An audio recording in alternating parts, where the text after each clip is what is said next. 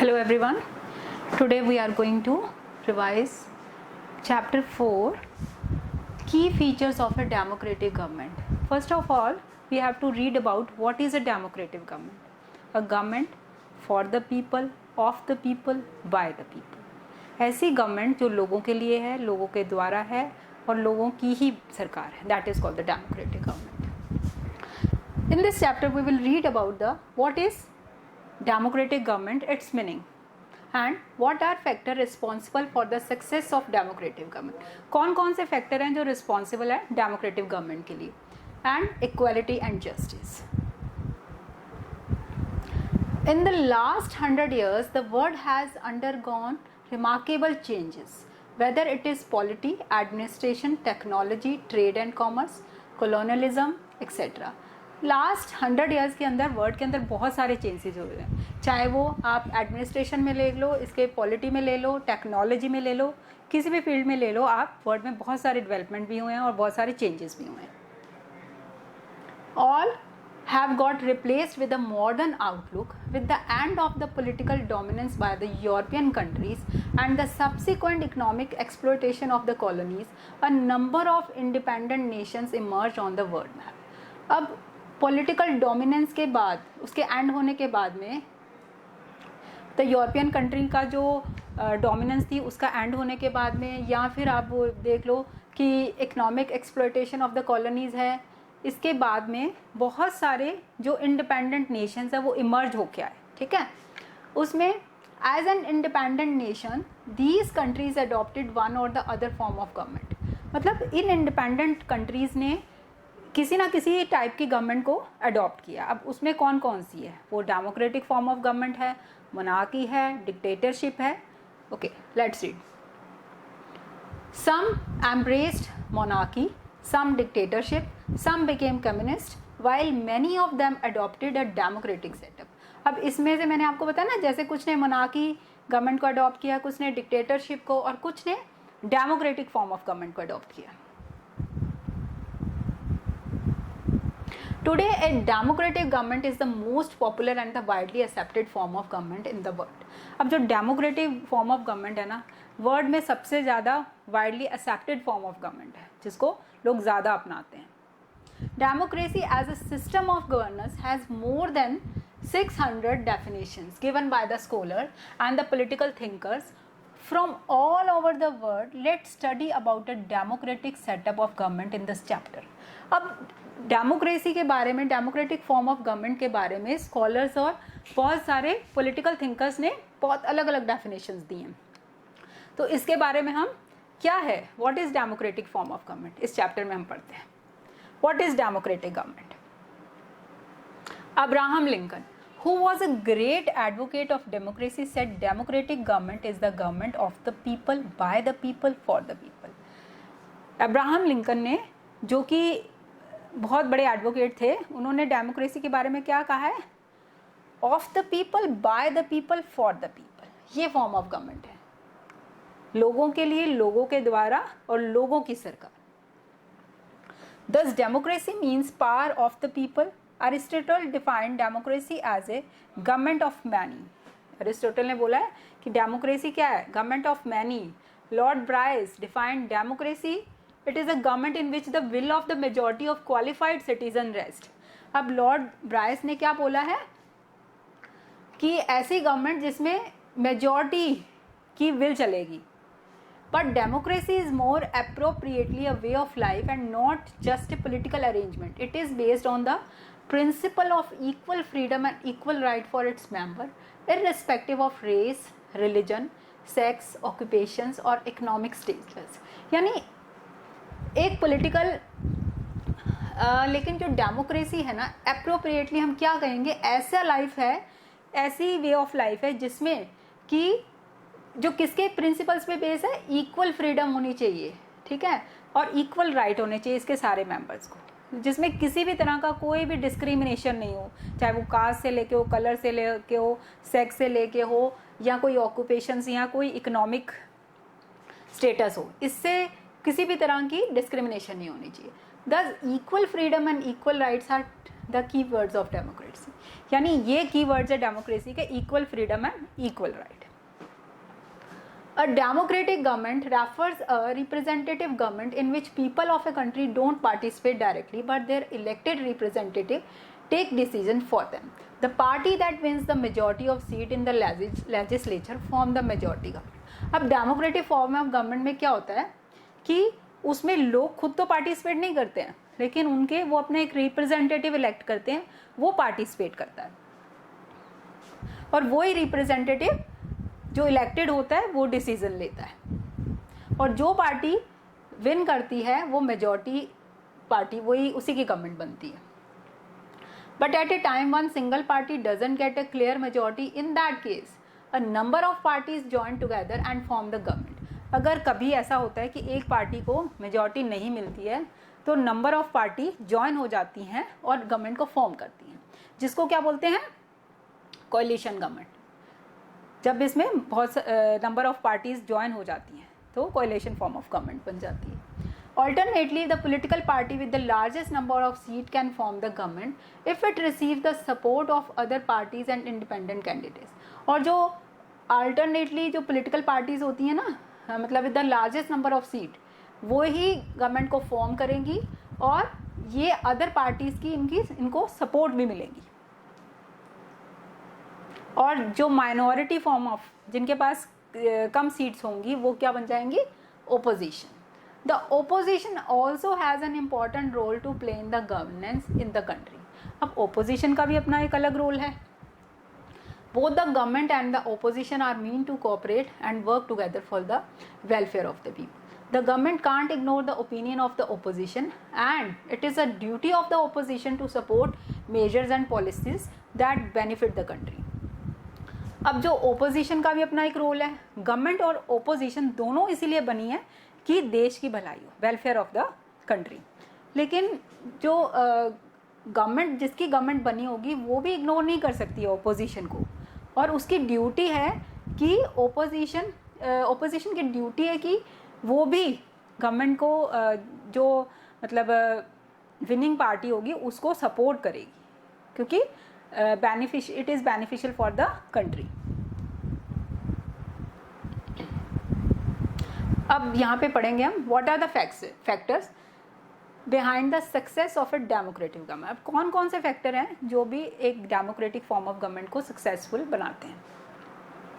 A democratic government becomes successful due to several factors like people's participation, right to freedom, equality, justice and by resolving conflicts. अब ये देखिए, people की participation होनी चाहिए, उनको right to freedom होना चाहिए, इक्वालिटी होनी चाहिए, जस्टिस होनी चाहिए, और कॉन्फ्लिक्ट्स को रिजॉल्व करने वाली होनी चाहिए, ऐसी गवर्नमेंट होनी चाहिए.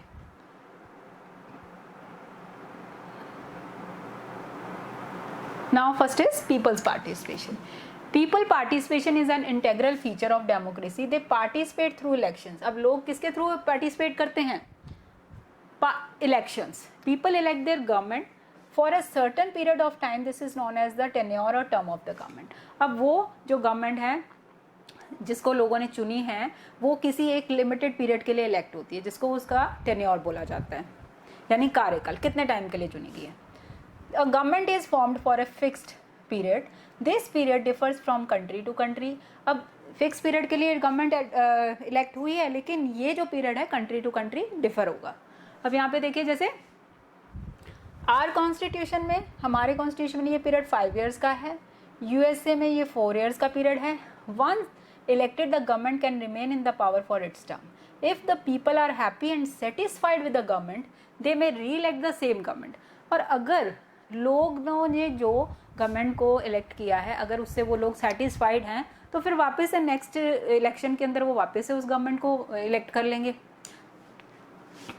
If they are not satisfied with its working, they may change the government. और अगर नहीं सेटिस्फाइड हैं तो क्या करेंगे, वो गवर्नमेंट को चेंज करने के बारे में सोचेंगे. During elections people realize their importance in democracy. अब इलेक्शन के टाइम में लोगों को अपनी इंपॉर्टेंस रियलाइज होती है कि हम ही देश हैं. In this way, the power of the government is controlled by the people through regular election.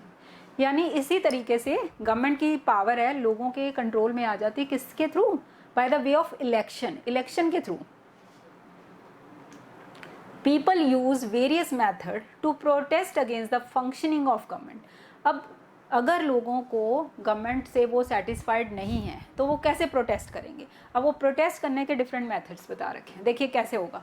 वो क्या करेंगे, they form public meetings, dharnas, strike, rallies, signature camping, ये सब चीज़ें करेंगे to draw the attention of the government. Government की attention gain करने के लिए वो ये सब चीज़ें करेंगे, मीटिंग बुलाएंगे, स्ट्राइक करेंगे, प्रोटेस्ट करेंगे, प्रोसेशन निकालेंगे, रैलीज करेंगे, तो इस तरह से अपने आप को अट्रैक्ट करने के लिए।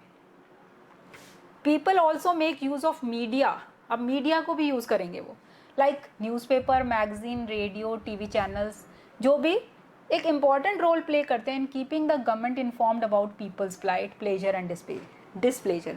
और वो भी मीडिया के थ्रू, न्यूज़पेपर के थ्रू भी लोग अपनी जो भी प्लाइट है यानी अपनी जो फीलिंग्स है वो पहुंचाते हैं कि अगर लोग खुश हैं, उनके प्लेजर या डिसप्लेजर सब उनके लोगों की कंडीशन शो करती है मीडिया। और newspaper publish articles against the case of corruption and injustice.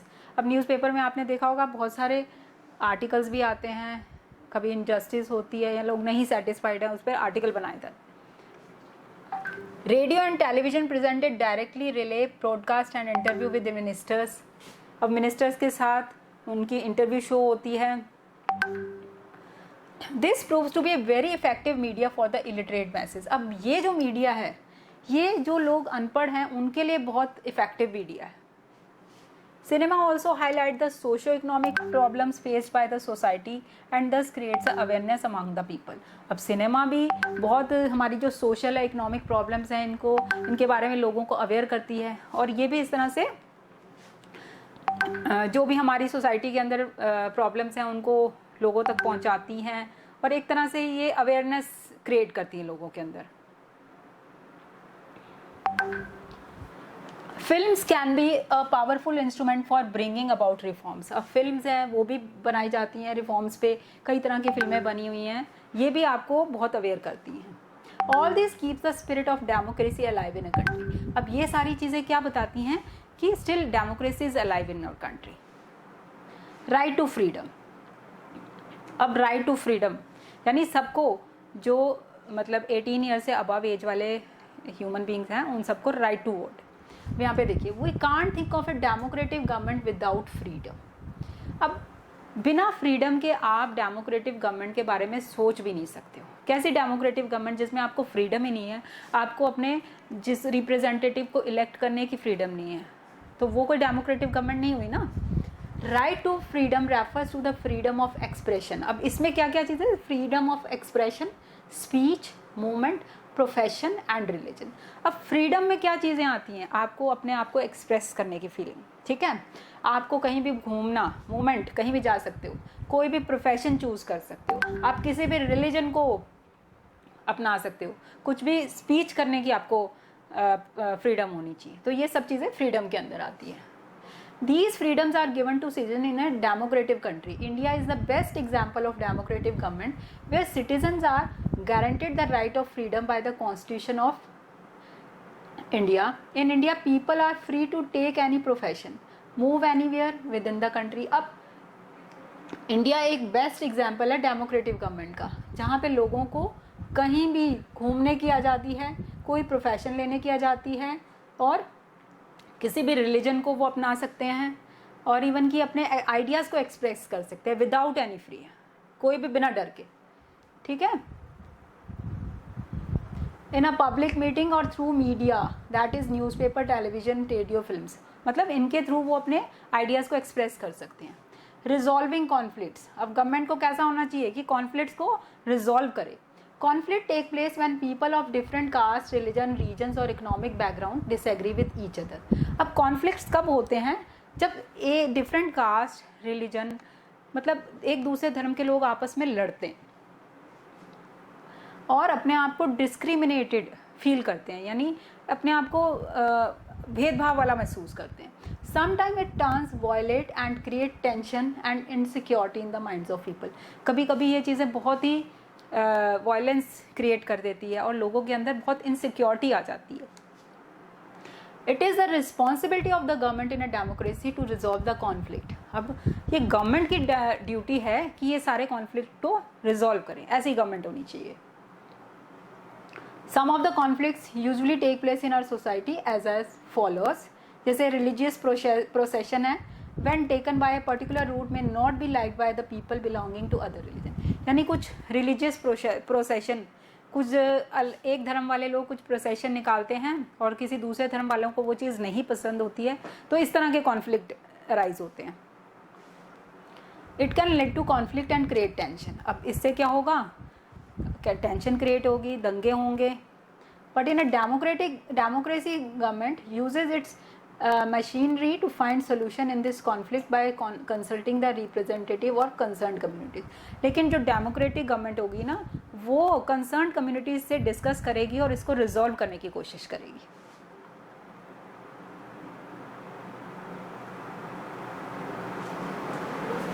अब जैसे कि यूज ऑफ रिवर वाटर, ये एक डिस्प्यूट था ओवर कावेरी रिवर पे था, that involving the state of, जो कि तमिलनाडु और कर्नाटका में था।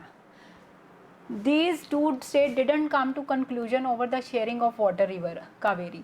अब ये दोनों स्टेट की आपस में कॉन्फ्लिक्ट चल रही थी कि किसी कंक्लूजन पे नहीं पहुंच रहे थे, यानी इस रिवर कावेरी रिवर का वाटर को शेयर करने पे इनका कॉन्फ्लिक्ट था। तो अल्टीमेटली सेंट्रल गवर्नमेंट ने इस प्रॉब्लम को, इस डिस्प्यूट को रिजॉल्व किया। इसी तरह से कृष्णा रिवर वाटर, ये था आंध्र प्रदेश एंड कर्नाटका में, आपस इन दो स्टेट के अंदर था ये dispute. These issues have resulted tension between these states. इससे क्या हुआ, टेंशन होने लग गई। The dispute between Punjab and Haryana Ravi Beas river पे, ये तो दो स्टेट के बीच के डिस्प्यूट हैं जो जिसमें कि गवर्नमेंट को आना पड़ता है इनको रिजॉल्व करने के लिए। Such dispute should be resolve in keeping with the democratic tradition. मतलब ये जब डिस्प्यूट रिजॉल्व की जाती है ना, तो माइंड में रखनी पड़ती हैं इसकी कि डेमोक्रेटिक कुछ ऐसा tradition of the sending matter to a tribunal to find a lasting solution. यानी कुछ ऐसा सोल्यूशन माइंड में रखना पड़ता है कि दोनों के बीच में आपस में कॉन्फ्लिक्ट ना पैदा हो, दोनों मिलजुल के रहें। Equality and justice. Political democracy is meaningless unless it is accompanied by economic equality and social justice। अब पॉलिटिकल डेमोक्रेसी तब मीनिंगलेस हो जाएगी अगर इसके पास इक्वालिटी और जस्टिस नहीं होगी। अब अगर आप सब इक्वल नहीं होंगे, आपको जस्टिस नहीं मिलेगी, तो फिर वो डेमोक्रेटिक फॉर्म ऑफ गवर्नमेंट कैसे होगी। It is the duty of every democratic government to provide equality and justice to its citizen. Equality and justice can't be separated as they are two sides of the same coin. इन दोनों को हम separate नहीं कर सकते हैं क्योंकि एक ही कॉइन के दोनों साइड्स हैं, equality and justice. Justice can't be achieved unless the people are treated equally. और जस्टिस तब तक नहीं मिलेगी जब तक लोगों को इक्वली ट्रीट नहीं किया जाएगा। अगर आप उनके अंदर उनको डिस्क्रिमिनेशन रखेंगे उनके बीच में, तो कैसे जस्टिस मिलेगा उनको। The constitution of India has abolish untouchability. अब इंडिया के कॉन्स्टिट्यूशन ने अनटचेबिलिटी को अबॉलिश कर दिया, यानी अब नहीं है। Practisizing untouchability in any form is punishable offence under law. अब अगर अभी भी अनटचेबिलिटी की जाती है, ये मतलब एक ये पनिशेबल ऑफेंस है लॉ के अंडर अगर देखा जाए तो उसको, यानी अगर कोई ऐसा करता है तो उसको पनिश्ड किया जाएगा। The Constitution also assures its citizens to provide equality of status and opportunity as well as justice in social, economic and political spheres। अब हमारा जो कॉन्स्टिट्यूशन है ना, इसके सब सिटीजन को इक्वालिटी ऑफ स्टेटस और अपॉर्चुनिटी प्रोवाइड करता है कि स्टेटस और अपॉर्चुनिटी में आप इक्वल हो, ठीक है। एज वेल एज इसके साथ जस्टिस उनको किन फील्ड में मिल रही है, सोशल फील्ड में, इकोनॉमिक फील्ड में और पॉलिटिकल स्फेयर्स में भी उनको जस्टिस मिल रही है।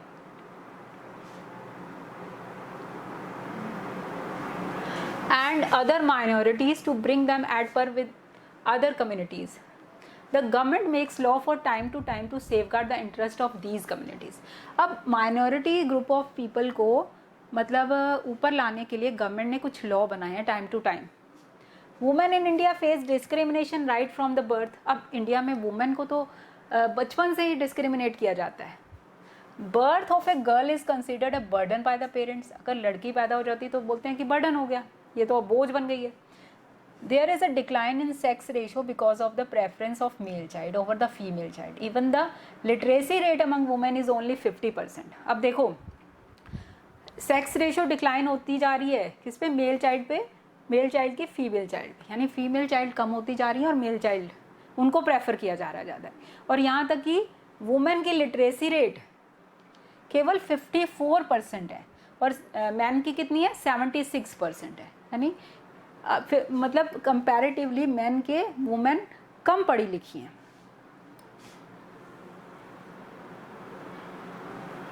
अब हमारी गवर्नमेंट ने एक स्कीम इंट्रोड्यूस की है, Ladli scheme, to promote the interest of the girl child. 2008 में ये स्कीम स्टार्ट की थी कि ताकि गर्ल चाइल्ड पे को मतलब और जोर दिया जा सके, उनकी एजुकेशन पे, उनकी जो कंडीशन है उसको इम्प्रूव किया जा सके। In India the proportion of women in legislature has been very low. अब लेजिस्लेचर में भी उनका वुमेन का प्रोपोर्शन कम है। They deserve a better treatment in society. उनको बेटर ट्रीटमेंट चाहिए, वो डिज़र्व करती हैं सोसाइटी में। The constitution of our country contains several provision to protect women along with other weaker section of the society. Special policies and laws have been made by the government to attain this goal. अब हमारे constitution में कुछ provision रखे गए हैं, जैसे other sections के लिए उसी तरह वुमेन के लिए कुछ प्रोविज़न रखे गए हैं ताकि इनकी कंडीशन को अपग्रेड किया जा सके। और कुछ लॉ भी बनाए गए हैं गवर्नमेंट ने इस गोल को अचीव करने के लिए।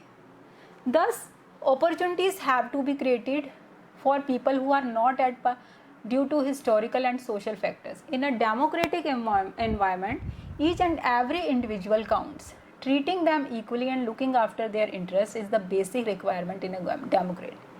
अब ऐसा भी है कि डेमोक्रेटिक फॉर्म ऑफ गवर्नमेंट में सबको, हर एक इंडिविजुअल काउंट होता है, मतलब उनको इक्वली ट्रीट करना चाहिए, उनके इंटरेस्ट को देखना चाहिए, उनकी बेसिक रिक्वायरमेंट पूरी होनी चाहिए। ये है एक डेमोक्रेटिक फॉर्म ऑफ गवर्नमेंट जो लोगों की सारी ज़रूरतों को पूरा करे, इश्यूज एंड कॉन्फ्लिक्ट्स दूर करें। If any should be peacefully resolve, अगर वो शांति से हो सकते हैं तो गवर्नमेंट को ये भी करना चाहिए कि उनके इश्यूज रिजॉल्व करें। Only then the democracy is able to function at it best. केवल तभी क्या होगा, डेमोक्रेसी अच्छे से काम कर पाएगी। अब यहाँ पे देखिए कुछ टर्म्स, इंपॉर्टेंट टर्म्स हम पढ़ेंगे। Conflict, clash, differences of opinion, यानी लोगों की आपस में राय में कॉन्फ्लिक्ट पैदा हो जाना, क्लैश पैदा हो जाना। टेन्योर, पीरियड ऑफ ऑफिस और टर्म, उनका काम करने का जो पीरियड है, time. Majority, more than half of the members, यानी हाफ मेंबर से ज़्यादा, majority. Grievances, something that you think is unfair that you complain और प्रोटेस्ट अबाउट। ग्रीवेंसेस का मतलब है कुछ चीज़ जो आपको लग रही है कि अनफेयर है, उसके लिए आप प्रोटेस्ट करो, खिलाफ जाओ उसके। Opposition, the party of those parties that are not a part of the ruling government, यानी वो पार्टी के लोग जो फॉर्म रूलिंग गवर्नमेंट के पार्ट नहीं है। Ruling party, the party or coalition of parties that form the government. Ruling party वो party जो गवर्नमेंट को फॉर्म करेगी। Assisted, help, implements, execute, bring into effect. अब यहाँ पे देखिए इस रिवीजन फ्लो चार्ट में भी यही बताया हुआ है कि कौन कौन से फैक्टर हैं जो डेमोक्रेसी की सक्सेस के लिए बहुत ज़रूरी है। पीपल्स पार्टिसिपेशन चाहिए, ये democratic government based on the participation of people. Right to freedom होनी चाहिए, all the citizen enjoy freedom और वेरियस सॉर्ट। रिजॉल्विंग कॉन्फ्लिक्ट होनी चाहिए, जो कॉन्फ्लिक्ट हैं पीसफुली रिजॉल्व होने चाहिए, गवर्नमेंट को करने हैं। इक्वालिटी ऑफ सिटीजन, इक्वालिटी और justice. Equality of citizen is maintained in democracy. Justice and equality are the interdependent aspect and can't be separated. अब देखिए डेमोक्रेसी के अंदर इक्वालिटी, सिटीजन की इक्वालिटी मेंटेन होनी चाहिए, जस्टिस और इक्वालिटी दोनों इंटरडिपेंडेंट है, इनको अलग नहीं कर सकते हो। आप ये नहीं कर सकते आपको इक्वालिटी है आपको जस्टिस नहीं है, दोनों साथ में चलेंगे। Rule of law, the law of the land is supreme, all are equal before the law, यानी लॉ के सामने सब बराबर है, सबसे सुप्रीम है। Okay, this chapter is completed. चलिए थोड़ा सा इसकी बुक एक्सरसाइज कर लेते हैं। एडोल्फ हिटलर ने came to power in Germany 1933, which is the most suitable meaning of democracy, power of the elected representative. Water conflicts arise due to both A and B, scarcity of water and faulty management practice. Dash was introduced in 2008, Ladli scheme introduce हुई थी, ठीक है. The period for which the government is elected is called its tenure. जिस period के लिए government को elect किया जाता है वो क्या उसका tenure. One party which gets the majority, जिसको मेजॉरिटी मिलेगी, मेजॉरिटी ऑफ सीट्स होगी, वही गवर्नमेंट को फॉर्म करेगा. People participate in a democracy by voicing their opinions through media, print और criticism. इसके थ्रू लोग अपने opinions बता सकते हैं. The Constitution of India has abolished untouchability. इस untouchability को अभी भी abolish कर दिया गया है. Justice can't be done unless all people are treated equally. और जब तक न्याय नहीं मिलेगा, जब तक सब लोगों को equally treat नहीं किया जाएगा. Okay, this chapter is completed.